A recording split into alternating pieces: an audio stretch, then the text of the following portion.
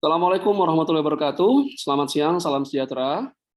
Kembali bertemu saya Catur Sasongko.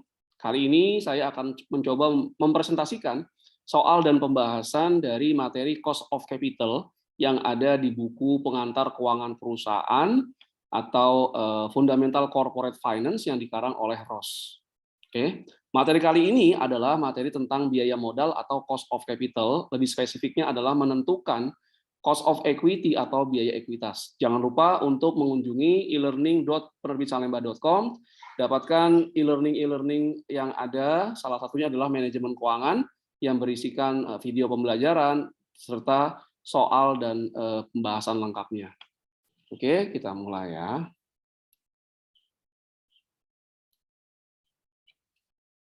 Nah, ini adalah biaya modal ekuitas ya, cost of equity. Ini adalah salah satu materi dalam manajemen keuangan.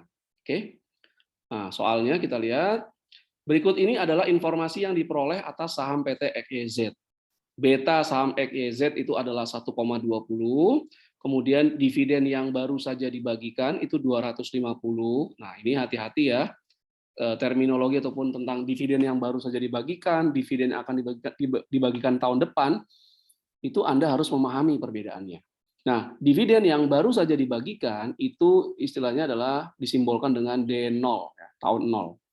Kemudian pertumbuhan dividen atau growth ini adalah 6%, dan dia diasumsikan bertumbuh konstan, ya, jadi bertumbuh terus 6% per tahun selamanya. Oke. Kemudian tingkat imbal hasil pasar yang diharapkan atau expected return market, ya, return market itu 12%. Kemudian tingkat suku bunga bebas resiko atau risk free rate itu adalah 6%. Harga saham PT XYZ saat ini adalah 6.000. Nah, ini adalah P0 atau harga saat ini itu 6.000. Oke, nah dari informasi ini kita akan coba menghitung biaya ekuitas atau cost of equity dari saham PT XYZ. Nah, jadi yang diminta adalah hitunglah biaya ekuitas atau cost of equity dengan satu metode dividen diskon model dan yang berikutnya adalah metode security market line. Oke ya, kita bahas satu persatu.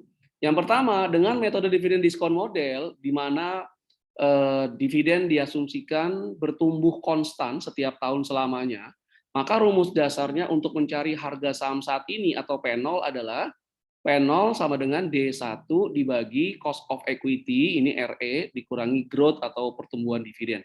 D1 ini adalah dividen yang akan dibayarkan 1 tahun ke depan. Nah, tadi kita punyanya di soal adalah D0, dividen yang baru saja dibagikan. Nah, kalau kita atur ulang ini persamaan ini kita peroleh maka RE dikurangi growth sama dengan D1 dibagi dengan P0. Berarti cost of equity dengan metode dividen diskon model adalah D1 bagi P0 plus growth. Ya, D1. Karena kita di soal punyanya D0 atau dividen yang baru saja dibagikan, maka D0 tersebut harus kita rubah menjadi D1. Bagaimana formulanya? Ini dia. D1 adalah D0 kali 1 plus growth. Dari soal kita tahu D0-nya adalah 250. Growth dividen adalah 6%. Ya, maka D1-nya itu adalah 265. Sekarang kita punya angka D1, kita punya angka P0 dari soal, kita juga punya angka growth dividen dari soal. Maka kita bisa menghitung sekarang cost of equity saham XYZ adalah D1 dibagi P0 plus growth. D1-nya dari sini 265. Nah, ini 265. Ini 6.000 P0, ini dapat dari soalnya P0-nya 6.000 dan 6% ini adalah growth dari dividen. Maka cost of equity dengan menggunakan dividen diskon model untuk PT XYZ adalah 10,42%. Nah, 10,42%. Oke.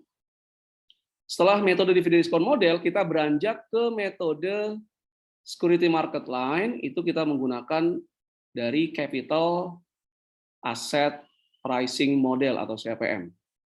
Nah, Cost of equity atau RE dengan menggunakan capital asset pricing model itu diperoleh dengan cara cost of equity adalah tingkat suku bunga bebas resiko atau RF ditambah beta sahamnya, saham XYZ dalam contoh di sini, dikali ini RM adalah tingkat imbal hasil pasar yang diharapkan atau return market dikurangi tingkat suku bunga bebas resiko atau risk free.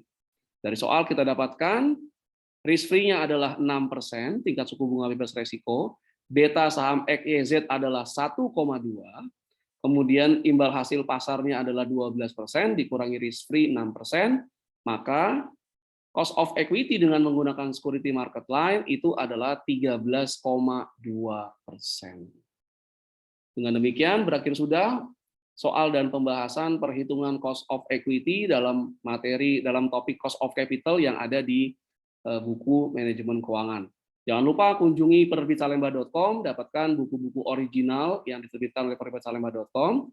Kemudian di beberapa buku original itu ada juga e-learning penerbitsalemba.com yang merupakan materi-materi bernilai tambah yang bisa diakses dimanapun dan kapanpun oleh pembeli buku original. Oke, di sana ada video pembelajaran, soal dan pembahasan lengkap, serta persiapan menghadapi ujian tengah semester dan ujian akhir semester. Dan jika Anda ingin membeli buku Penerbit Salemba secara online, silakan kunjungi lexikabookstore.com. Oke, terima kasih. Dengan demikian berakhir sudah materi saya kali ini. Terima kasih atas segala perhatiannya. Mohon maaf jika ada berbagai kekurangan. Assalamualaikum warahmatullahi wabarakatuh. Selamat siang untuk kita semua.